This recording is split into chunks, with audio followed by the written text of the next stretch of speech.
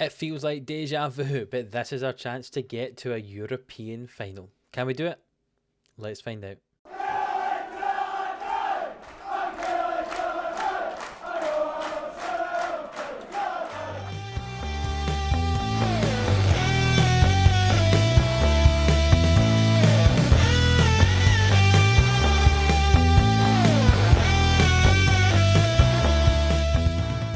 Yes, hello, welcome in to 11am Sports here for the Killie boys on Football Manager 21. If you're new around here, do hit that subscribe button for more daily Football Manager content, Monday to Friday, 11am. This is where you find it for the Killie boys. If you missed the last episode, go have a look at it. We played against Hibs in the league, and we also played our first leg of our Europa Conference League semi-final. But if you look at the results just in front of you, some very interesting things have happened. Rangers drew, which doesn't make a huge difference for us, but Celtic lost to Hibs in the most recent round of fixtures, which means if we beat Dundee United, who we play today, we go 4 points behind Celtic. 2 games to go.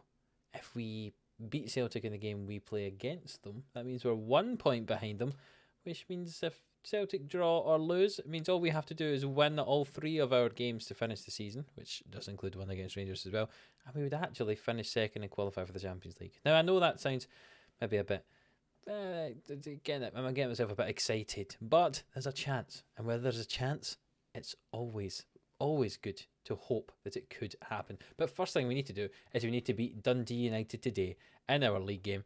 And then we've got that tough second leg against Nice at Rugby Park on the Thursday night. So let's get into that game against Dundee United and we'll show you the team. Now, the issue we're having is there are a lot of injured and a lot of tired legs out there. So Christie's still injured. Magallanes is struggling for fitness. Darren Anderson's actually picked up an injury for the next 4 days. Chara is injured. Ryan Morris is still picking up that injury. And also in terms of tired players like Vlalic, Jovic, Guerrero, they are struggling in terms of fitness as well. So we've got a bit of a rotated side, which is not ideal when we need to be winning games. So the team looks like this. Morris in goal. Thomas is the only one of the back 4 that we normally like who's still there. He's partnered by Pena. The first Pena? Yeah, he was a centre back one, wasn't he? The Mexican. On the right back position, we're going to go with Tomas. I don't remember if you remember Tomas. We signed him this year for £700,000. We didn't spend a lot of money on him. He's kind of as a backup right back. He arrived in January, I want to say. We signed him for a wee while ago. I don't know if I mentioned him when we had the players coming in.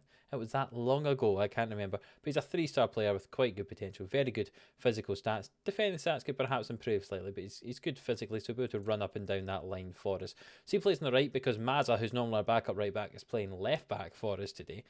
Stacey alongside Velasquez in midfield. Hamill just in front of them.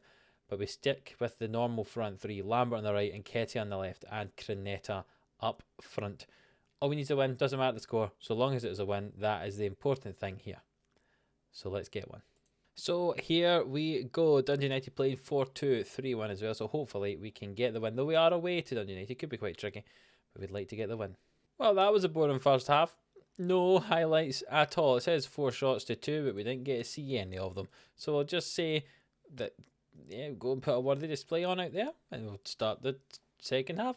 I'll see if a highlight ever appears. This is the first highlight of the game, and Crenetta heads it off the bar. It's the 84th minute, and it was the first highlight. We hadn't seen anything before that. We have changed the attack, and we made some changes as well. Lambert swings in this corner. It's headed over by Thomas.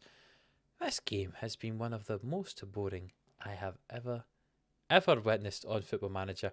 But I would have loved it to be boring so long as it meant that Dundee United weren't getting a chance, and they've headed and they've scored a goal.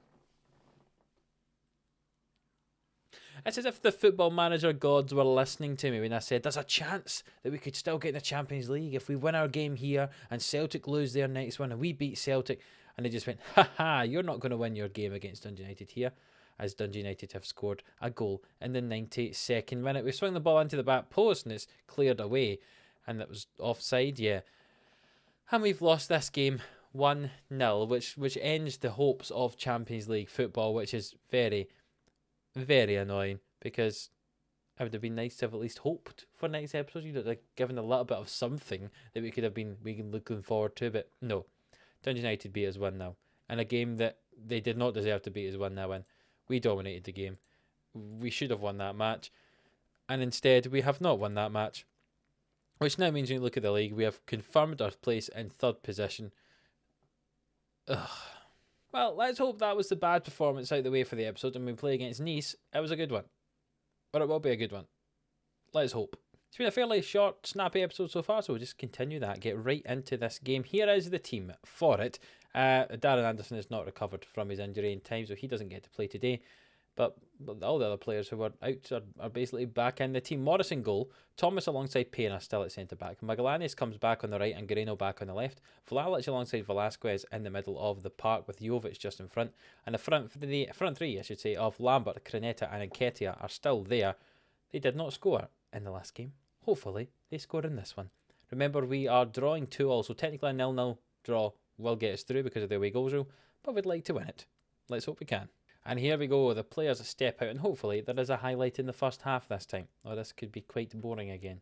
Lambert with a corner kick early on here, swung into the box and it's headed away, but Nketiah will collect this and finds Velasquez down the line toward Magallanes, and Lambert's free if we can find him, but no, back to Velasquez and Vlalic and Jovic again into Vlalic. What's going to happen here? Velasquez, Vlalic, they're just passing the ball slowly. Jovic collects the ball, drives through, he hits it. Oh, he might have went down with a challenge there, but he got the shot away. It was a good save from the goalkeeper. It's another Lambert corner, which is swung into the back post and goes out for nothing. Another corner for us here. Lambert swings it in and it's headed away. There's been more highlights in this first half, but it's still been just as boring as the Dundee United game. Wonder if Velasquez can change that. He swings it in and it's headed away, and Guerrero holds on to the ball, finds Magallanes, the right back, who's on the left-hand side for some reason, and the ball is lost. Baldursson finds Gusto and Tuta, and the ball's lost. Lambert collects it. He drives across the field. Is he going to hit it himself? He does. And Grabera's onto the ball. Yeah. That sounds funny in my head anyway. It's punted away and Pena heads it back toward Nketiah. It's another chance for us, I think. Nketiah plays the ball into Creneta. Creneta through to Jovic, and Jovic scores a goal. He scored 3 goals against Nice in 2 games so far. He is the man who's single-handedly going to get us through to the final if we do get there. A lovely goal for Jovic. That 1-0 lead means that we can concede a goal and still go through, because a 1-0 draw will be good enough for us tonight. And Jovic has a lovely finish there. Some nice play from our attacking 4 there.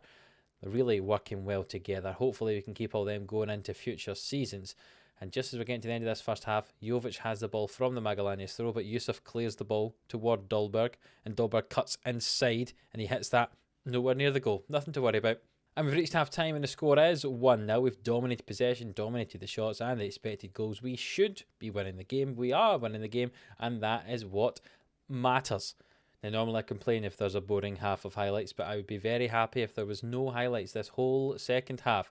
And for the first 20 odd minutes of it, there has not been a highlight, but here is one. Gusto throws it into Pisani, and Gusto gets the ball back, and Nketiah has to come out to meet this. He does indeed.